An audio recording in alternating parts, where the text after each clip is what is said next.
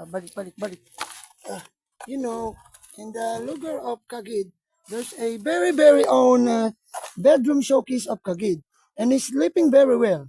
And he's very, very kind to her new bedroom showcase.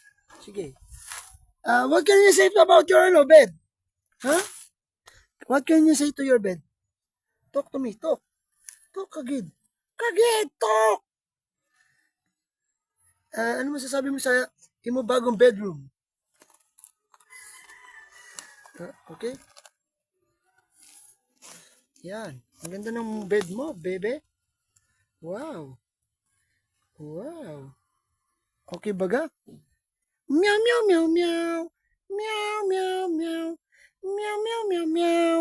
Meow, meow, meow, meow. Oh, timsyon niya na meow, meow, meow, meow.